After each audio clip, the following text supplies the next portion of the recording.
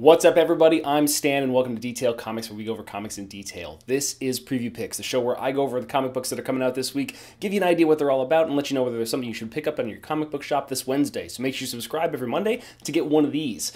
So, the first thing that I want to talk about is Peter Parker's Spectacular Spider-Man number 299. So this has been written by Chip Zdarsky, and it's really the stepping stone before we get to that big number 300. So 300 is a pretty big deal, but the thing is, it's not necessarily such a big deal because Spectacular Spider-Man's been on and off since like the 70s. So the big thing about this is that it's really kind of a culmination, or it's getting close to the end of that story between Peter, his sister, and the world that really wants to take them both out. So it's interesting for me to check out, but I can see the book losing a little bit of steam, so definitely something you should make a note of. After that, let's talk about Trinity Number 17, which is kind of starting up a brand new storyline. It's a book that I haven't necessarily been following along with. Ever since we stopped the Francis Manapul kind of run, I've been a little bit sporadic when it comes to Trinity, but if you want to have a big bad book from DC about Superman, Batman, and Wonder Woman kind of exclusively, it's definitely a book you should be checking out. So it's one that I'm going to be taking a look at just to see if it's something that might pique my interest for this brand new storyline. Another brand new storyline is Kill or Be Killed number 15, which is by Ed Brubaker and Sean Phillips, and this is a great independent book. It's been getting heralded all across the comics industry, and it's something that I've been picking up on the regular, even though I haven't been reviewing it on the channel.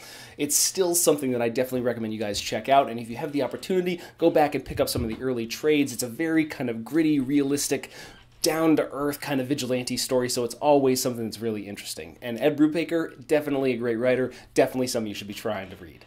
After that, let's talk about Thor number 703. So this is continuing the Death of Mighty Thor arc, and the Death of Mighty Thor arc has been pretty fantastic. So this is really the culmination of Jason Aaron's run ever since he started with Thor, God of Thunder. So we've already got some previews for 705 that's going to be coming out, and it's supposed to be a tearjerker. It's supposed to be the biggest, baddest thing, but you got to get to 703 and 704 before you get to 705 and the end of Jane Foster. So definitely something you guys should be reading. Jason Aaron has been writing a Thor for the ages.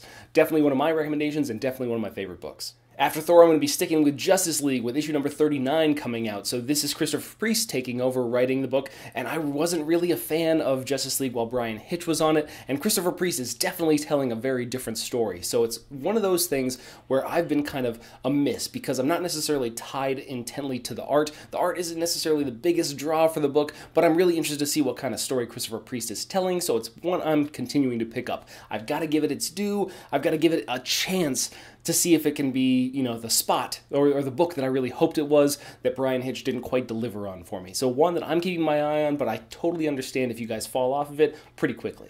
Then we pop over to Image, and we've got Rumble number 2, which is continuing on with a storyline of Wrathcrack, or however you say his name. But it's a really interesting David Rubin illustrated story, one that I'm really picking up. It's got a lot of history behind it that I don't really have a lot of familiarity with, but it's something that I'm really I'm trying to pick it up. I'm trying to make sure that this is the one that I really want to take a look at, and this is one of the books that I want to pick up on a monthly basis. So definitely giving number 2 a shot, but I'm going to see how that holds my interest until we get to issue number 3, and maybe it might not make it onto the list next time.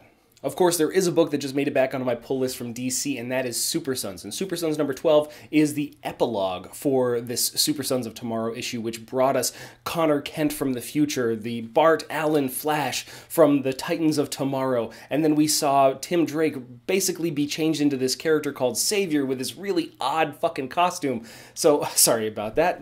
Shouldn't be swearing, but I'm going to be doing a full story after we got done with this epilogue. I'm going to go through everything that happened in Super Sons of Tomorrow, so it's one of those books that I've got to kind of pick up, but I can't wait to see where we go in the aftermath. I can't wait to see what kind of stories Peter J. Tomasi has to tell because he writes Damian and Jonathan Kent so well.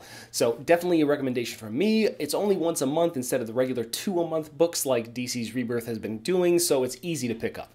Then let's check out Donny Cates over at Marvel with Doctor Strange number 384, and this continues the Loki Sorcerer Supreme arc, and this has been pretty fantastic. G.H. Walt's art has been great, and then the idea of this kind of like really almost petty Doctor Strange after he's kind of run amok of his magic. We're going to see a lot more details on that in Doctor Strange Damnation, so I'm really excited for where this is going. It's a very pleasant change from Jason Aaron's run. Even though Jason Aaron's run was fantastic, Donny Cates has taken Doctor Strange in a very different direction that I really appreciate. I really like it. It's all about variety. That's the spice of life, right? So Doctor Strange is something I've been reading a lot of, definitely something that I'm recommending you guys check out as well. Next, let's talk about some 39s. We got Superman 39, which looks to be a one-shot instead of concluding or, tying into any other kind of storylines or starting off a brand new arc. But it's just like, Superman basically grants a couple wishes, like he would, flying this kid into space, that kind of stuff. But I really want to concentrate on Batman 39, which Batman 39 is going to start the Super Friends arc back up after we got that kind of one-shot origin story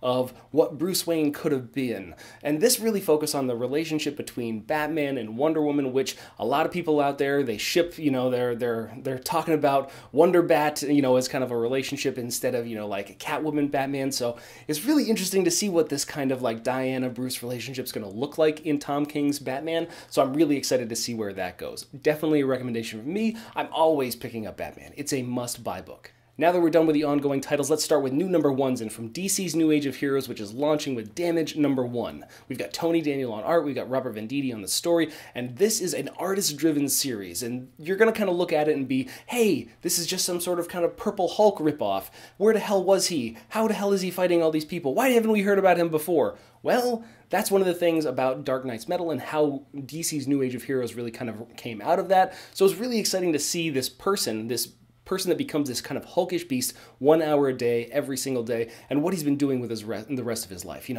Part of Task Force XXL, or whatever the hell they're going to call it. But it's really kind of interesting. I can't wait to see where this new imprint goes because it's the largest launch of ongoing titles since the start of DC Rebirth, so it's really exciting and could provide a little bit of a smokescreen as they phase out some of the lower performing books. Definitely something that's on my list, and I'm going to be doing a little primer on what it is, what all of DC's New Age of Heroes is about, and what we can look forward to in that. So make sure you check out that video when it comes out.